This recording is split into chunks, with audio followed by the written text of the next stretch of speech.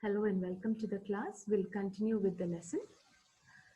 We'll go on to the next topic, that is freestanding temples. The temple building activities that began during the Gupta rule continued to flourish in later periods. In southern India, the Pallavas, Cholas, Pandyas, Hoshalas, and later the rulers of Vijayanagara kingdom were great builders of temples.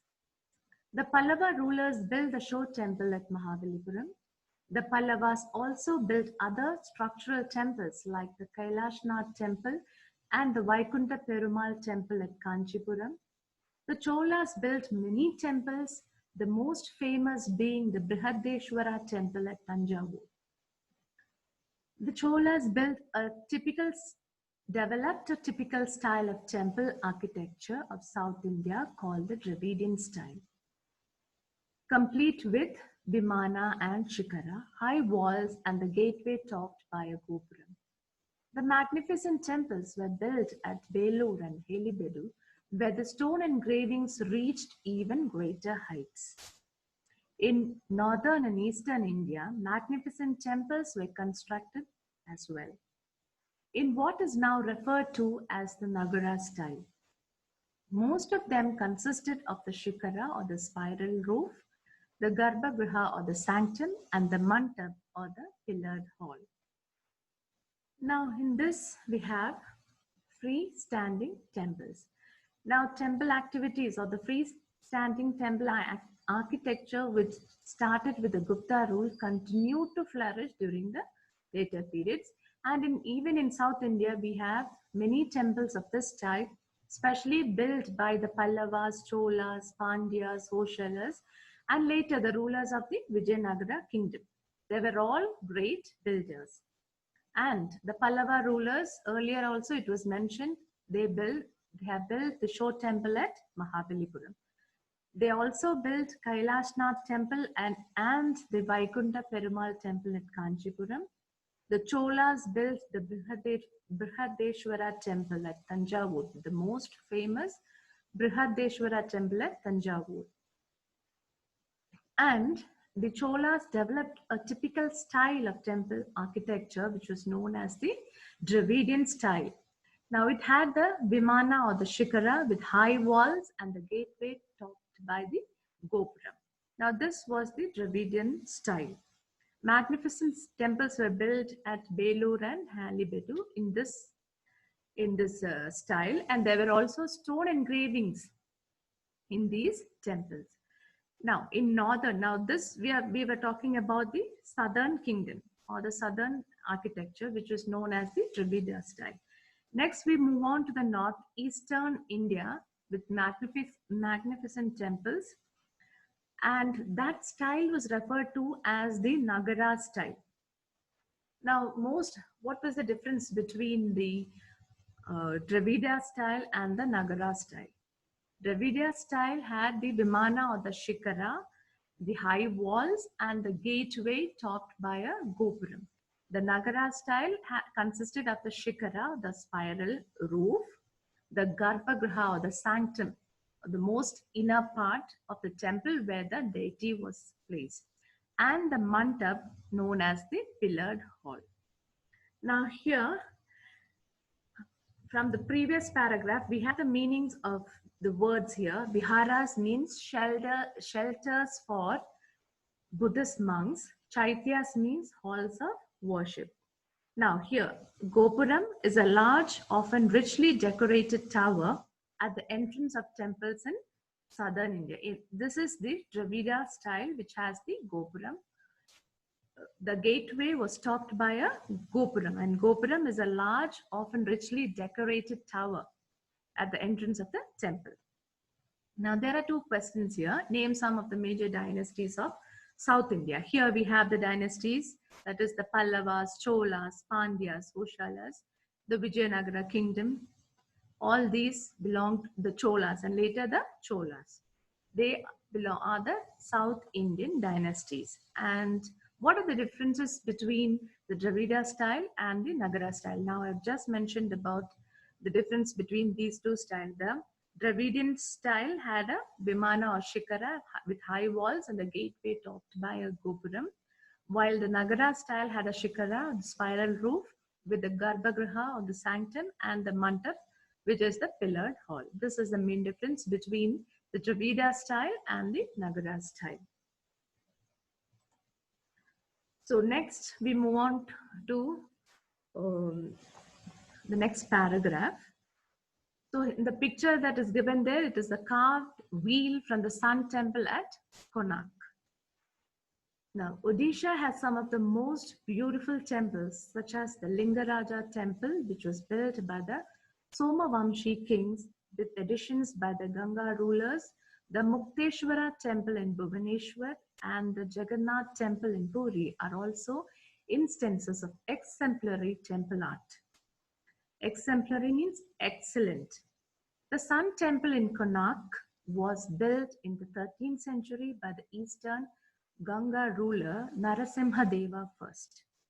The temple is dedicated to Surya, the sun god, and has been designed as a 12-wheeled chariot. So the temple dedicated to Surya, the sun god, has been designed as a chariot which has 12 wheels. The temple complex at Khajuraho was built by the Chandela rulers between the 10th and 11th centuries in the Bundelkhand region of Madhya Pradesh. Most important among them is the Kandariya Mahadeva temple. Now again we move on to the next one, that is Mount Abu in Rajasthan is known for the Dilwara temples dedicated to Jain Tirthankaras.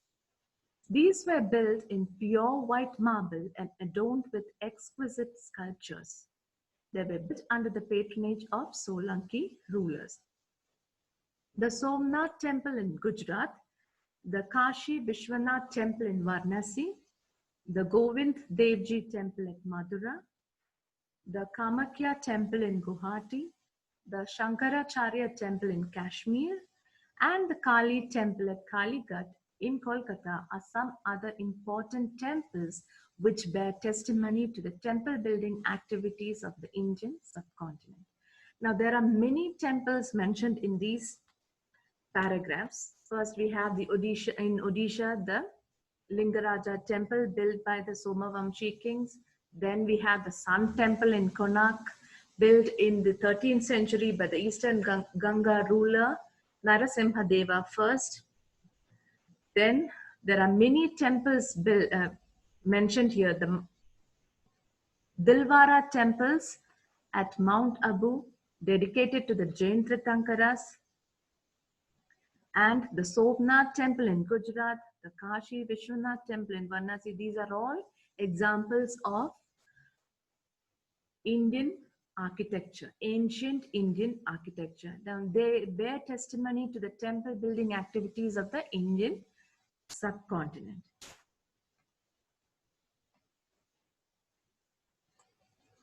Next, we have a post-reading session here based on the lesson. So the first one is choose the correct answer. Dash visited the Mauryan court. Who visited the Mauryan court? It was Megasthenes, who was the ambassador of Seleucus Nicator. Then the Mauryan art and architecture depicted the influence of the Persians and the Greeks. Art and architecture flourished under the Mauryans because they had material prosperity, there was a heightened religious consciousness, there was a huge availability of artisans, there was an influence of the Persians on the Greeks. So the options, so all of these, all of the above is the correct option here.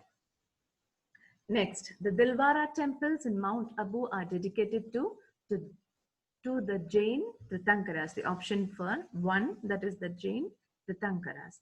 Next, you have stone engravings are seen in the temples of dash and dash. Now here we have many options, but the best option here that you could give is Belur and Halibidu. Now these stone engravings are found in all these temples, but it reached the heights in Belur and Halibidu.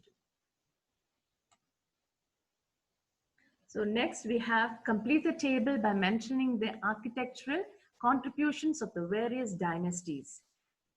2 have been done for you. So here the dynasties are mentioned here and you have to add the architectural contributions by reading the text. Now, first one, Mauryas, they made monolithic stone pillars. Next is the Kushanas, statues of Buddha and Bodhisattvas in Greek style.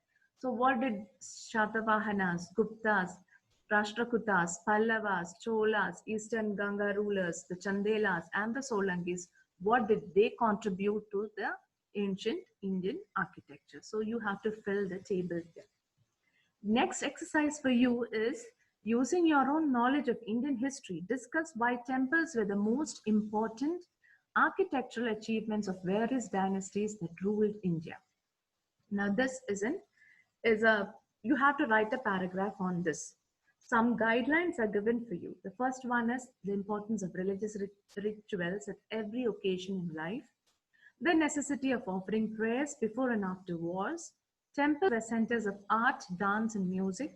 They sometimes functioned as treasuries. Now, these are the guidelines.